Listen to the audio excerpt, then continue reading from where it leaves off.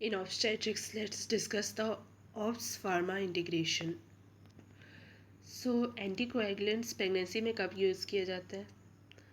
जब फीमेल को या तो मिट्रल स्टेनोसिस होता है या मिट्रल रिगर्गिटेशन, दो तरीके की रिस्क हो सकती है। तो अगर ये होता है तो वॉल्व रिप्लेसमेंट किया जाता है, और वो वॉल्व रिप्लेसमेंट या तो बाईप्रोस्थेटिक वॉल्व रिप्लेसमेंट होता है या तो फिर मैकेनिकल वॉल्व रिप्लेसमेंट होता है। बाईप्रोस्थेटिक वॉल्व रिप्लेसमेंट के क्या एडवांटेजेस हैं? उसको कोई एंटीकोएगुलेंट की ज़रूरत नहीं होती है। एंड डिसएडवांटेज क्या है कि ओवर ईयर्स उसको डिजेनरेशन हो जाता है उसका, तो उसकी वजह से रिप्लेस करना पड़ता है उसको after 10 to 12 years. And mechanical valve का क्या एडवांटेज है कि कोई रिप्लेसमेंट की ज़रूरत नहीं होती है, लेकिन डिसएडवांटेज क्या है कि इसमें हाई चांसेस होते हैं वीटीई के, दैट इज़ वीनस थ्रोम्बोएम्बोलिज्म के चांसेस ज़्यादा होते हैं, इसलिए एंटीकोएगुलेंट इसमें थ्रू आउट लाइफ ज़रूरत होती है। हाँ, एंटीकोएगुलेंट ऑफ चॉइस क्या होता है? नॉन प्रेग्नेंट फीमेल में एस्पिरिन होता है, जिसका डोज होता है 75 to 100 mg oral daily. And bioprosthetic के केस में नॉन प्रेग्नेंट फीमेल में एस्पिरिन ही दिया जाता है डेली। देन जब ऐसी फीमेल कंसीव करती है तो बाईप्रोस्थेटिक वॉल्व के केस में लो डोज एस्पिरिन देते हैं डेली। एंड मैकेनिकल वॉल्व के केस में क्या करते हैं, जब कंसीव करती है तो एंटीकोएगुलेंट और साथ में एस्पिरिन देते हैं 75 to 100 mg पर डे। देन वॉर्फेरिन क्यों दिया जाता है? वॉर्फेरिन स्ट्रॉन्ग एंटीकोएगुलेंट होता है और प्रेगनेंसी एक हाइपर कोएगुलेशन स्टेट है, इसलिए वॉर्फेरिन देना अच्छा होता है। लेकिन उसका डिसएडवांटेज क्या होता है कि वो प्लेसेंटा को क्रॉस कर जाता है और वॉर्फेरिन एम्ब्रियोपैथी कॉज करता है, इसलिए कन्वेंशनली ये पढ़ाया जाता है कि वॉर्फेरिन को यूज़ नहीं किया जाना चाहिए फर्स्ट ट्राइमेस्टर ऑफ प्रेगनेंसी में। तो न्यू गाइडलाइंस के अकॉर्डिंग अगर डोज ऑफ वॉर्फेरिन ग्रेटर या इक्वल टू 5 mg पर डे होता है तो उसको रिप्लेस कर दिया जाता है नो मॉलिकुलर वेट हेपेरिन से या फिर अनफ्रैक्शनेटेड हेपेरिन से फर्स्ट ट्राइमेस्टर में। और अगर डोज लेस देन 5 mg पर डे होता है तो उसको कंटिन्यू किया जाता है 36 वीक्स ऑफ प्रेगनेंसी तक। नाउ लो मॉलिकुलर वेट हेपेरिन के बारे में देखते हैं। तो इसका एडवांटेज क्या है कि वो प्लेसेंटा को क्रॉस नहीं कर सकता और उसका प्रोटामिन एंटागोनिस्ट अवेलेबल है। और डिसएडवांटेज क्या है कि ये एक वीक एंटीकोएगुलेंट है। देन इसकी मॉनिटरिंग की जाती है। मॉनिटरिंग कैसे करते हैं? एंटी एक्स से 10A जो लेवल होता है कोएगुलेशन फैक्टर का, उसको देखा जाता है उसके लेवल को, और 4 to 6 hours after dose check किया जाता है। एम क्या होता है कि 0.8 से 1.2 यूनिट पर ml वो पहुंच जाए। देन अनफ्रैक्शनेटेड हेपेरिन का क्या एडवांटेज होता है? वैसा ही होता है जैसे लो मॉलिकुलर वेट हेपेरिन का है, मतलब प्लेसेंटा क्रॉस नहीं कर सकता और प्रोटामिन एंटागोनिस्ट अवेलेबल है। देन डिसएडवांटेज क्या है अनफ्रैक्शनेटेड हेपेरिन का कि वीक एंटीकोएगुलेंट होता है और आईवी के थ्रू ही हम इसको दे सकते हैं। देन मॉनिटरिंग कैसे करते हैं? एपीटीटी लेवल से करते हैं मॉनिटरिंग। एंड एम क्या होता है कि 2 टाइम्स की नॉर्मल वैल्यू होनी चाहिए एपीटीटी की, और एंटी टेने लेवल को हम चेक करते हैं अगेन इसमें। नाउ एंटीकोएगुलेंट्स के लिए एल्गोरिथम क्या है प्रेगनेंसी में? तो बेसलाइन वॉर्फेरिन यूज़ किया जाता है पहले, उसका डोज बेसलाइन रहता है। देन दो तरीके के डोज हो सकते हैं, या तो 5 mg पर डे या ग्रेटर देन या इक्वल टू 5 mg पर डे। तो अगर लेस देन 5 mg पर डे रहता है तो कंटिन्यू करते हैं उसको एंड मॉनिटर करते हैं आईएनआर लेवल को। गोल क्या होता है? INR level 2.5 to 3।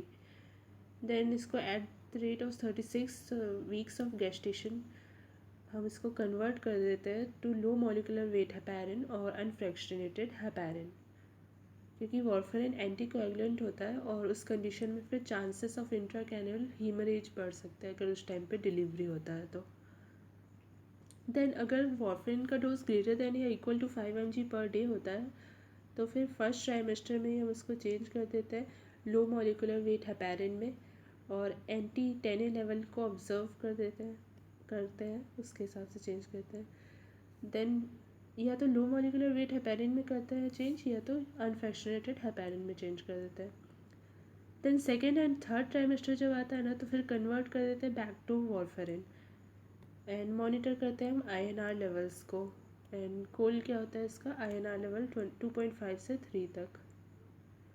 Then again 36 weeks of gestation जब आता है तो हम कन्वर्ट बैक कर देते हैं लो मॉलिकुलर वेट हेपेरिन या अनफ्रैक्शनेटेड हेपेरिन में।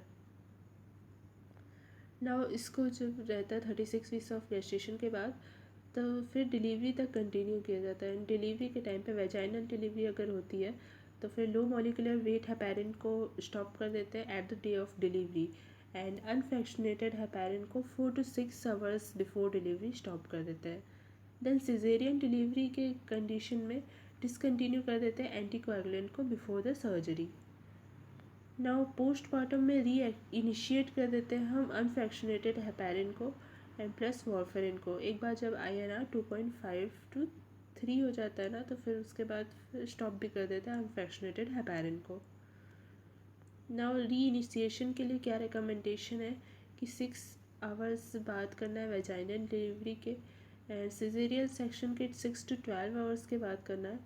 एंड स्टिल क्लिनिकली तो ये है कि सिजेरियन सेक्शन के 24 आवर्स के बाद हमको री इनिशिएट करना होता है। तो अगर फीमेल हेपेरिन पे है eight the time of delivery तो क्या किया जाता है, एक तो अनफ्रैक्शनेटेड हेपेरिन पे हो सकती है या तो फिर लो मॉलिकुलर वेट हेपेरिन पे हो सकती है। तो अगर अनफ्रैक्शनेटेड हेपेरिन में है तो स्टॉप करना होता है अनफ्रैक्शनेटेड हेपेरिन को, क्योंकि शॉर्ट ड्यूरेशन ऑफ एक्शन होता है उसका, एंड फिर वेजाइनल डिलीवरी को हम कंटिन्यू करते हैं। एंड अगर लो मॉलिकुलर वेट हेपेरिन में है तो फिर लो मॉलिकुलर वेट को भी हेपेरिन को भी स्टॉप करना होता है एंड कंटिन्यू करना होता है vaginal delivery.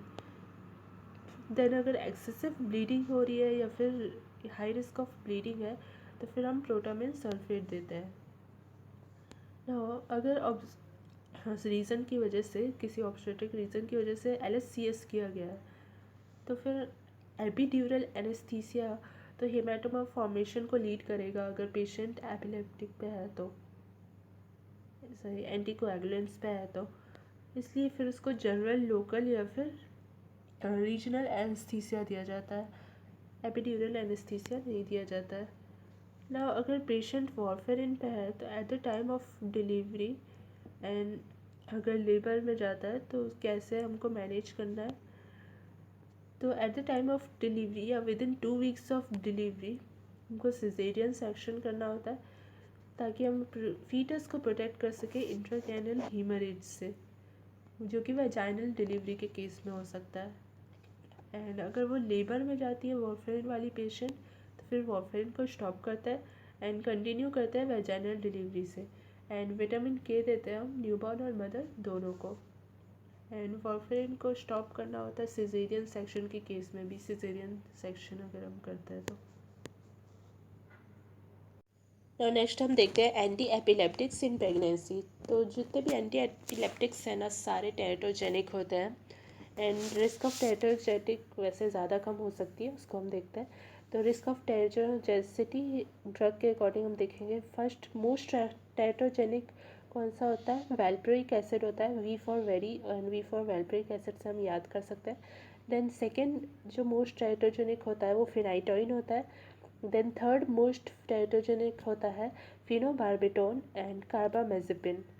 Then fourth least teratogenic जो होता है वो होता है लेविटिरेसिटम, एंड ये बेस्ट आंसर होगा, बट सेकंड बेस्ट आंसर जो है लैमोट्रिगिन हो सकता है। तो सबसे कम तो लेविटिरेसिटम होता है, लेकिन लैमोट्रिगिन अगर वो ऑप्शन में नहीं दिया होगा तो लैमोट्रिगिन हम मार्क कर सकते हैं। देन केस 1 है, एक फीमेल है जिसके एपिलेप्टिक्स जो एपिलेप्टिक्स ले रही है प्रेगनेंसी में फ़र्स्ट टाइम, तो उसको कौन सा ड्रग हम रेकमेंड करेंगे, तो लेविटिरेसिटम रेकमेंड करेंगे क्योंकि लीस्ट टेरेटोजेनिक है ये, एंड सेकंड बेस्ट आंसर इसका होगा लैमोट्रिगिन। देन केस 2 है, एक फीमेल है एंटी एपिलेप्टिक्स पे वो कंसीव कर रही है, तो उसको कौन सा ड्रग रिकमेंड करेंगे, ऑलरेडी वो एंटी एपिलेप्टिक्स ले रही है। तो यहाँ पे सीज़र को कंट्रोल करना ज़्यादा इम्पॉर्टेंट है क्योंकि एंटी एपिलेप्टिक ड्रग वो ऑलरेडी ले रही है, तो इसलिए हम एंटी एपिलेप्टिक ड्रग को कंटिन्यू करेंगे। एंड एपिलेप्टिक ड्रग को क्लियर किया जाता है किडनी से, और प्रेगनेंसी में क्या होता है कि रीनल ब्लड फ्लो बढ़ जाता है तो GFR भी बढ़ जाता है, ग्लोमेरुलर फिल्ट्रेशन रेट, इसलिए जो भी ड्रग जो क्लियर हो रहा है किडनी से वो ज़्यादा क्लियर लग जाता है। तो इसीलिए हम एंटी एपिलेप्टिक ड्रग को कंटिन्यू करते हैं जो वो प्रेगनेंसी से पहले ले रही थी। तो ऐसा सिर्फ एक कंडीशन में नहीं करते, इसका एक्सेप्शन क्या है, except if patient was on valproic acid, मतलब बहुत ज़्यादा टेट्रोजेनिक वाले अगर ड्रग पे है वेलप्रिक एसिड पे, तो ही हम स्विच करते हैं दूसरे ड्रग में, वरना इसी को कंटिन्यू करते हैं। Then dose of anti epileptics lowest रखा जाता है क्योंकि उस टेट्रोजेनिसिटी कॉज कर सकता है। And dose of folic acid क्या होता है, अगर फीमेल एंटी एपिलेप्टिक ड्रग्स पे है तो ACOG गाइडलाइंस के अकॉर्डिंग 400 माइक्रोग्राम पर डे रहता है and not higher than that. तो यही याद करने वाला डोज है। देन थेरेपेटिक ड्रग मॉनिटरिंग की जाती है जब भी एंटी एपिलेप्टिक्स को यूज़ किया जाता है, क्योंकि फिर किडनी से क्लियर हो रहा है और ज़्यादा क्लियर हो रहा है कि कम क्लियर हो रहा है, ये सब मॉनिटर किया जाता है। तो अब management of thyroid disorder in pregnancy देखते हैं। थायराइड डिसऑर्डर कैसे मैनेज करते हैं। फिजियोलॉजिकल चेंज जो है ना थायराइड ग्लैंड में, वो क्या क्या आता है, या तो साइज़ इंक्रीज हो सकता है ग्लैंड का, लेकिन अगर विजिबल साइज इंक्रीज हुआ ना तो वो पैथोलॉजिकल कंसिडर किया जाता है। देन HCG जो हार्मोन होता है उसका अल्फा सब यूनिट सिमिलर होता है TSH अल्फा सब यूनिट से, थायराइड स्टिमुलेटिंग हार्मोन का जो अल्फा सब यूनिट होता है। तो इसीलिए अब प्रेगनेंसी में तो HCG का अमाउंट ज़्यादा होता है, इसलिए वो फिर स्टिमुलेट कर देता है TSH की तरह थायराइड ग्लैंड को, है ना। तो इसकी वजह से T3 एंड T4 का जो टोटल लेवल है वो इंक्रीज़ हो जाता है।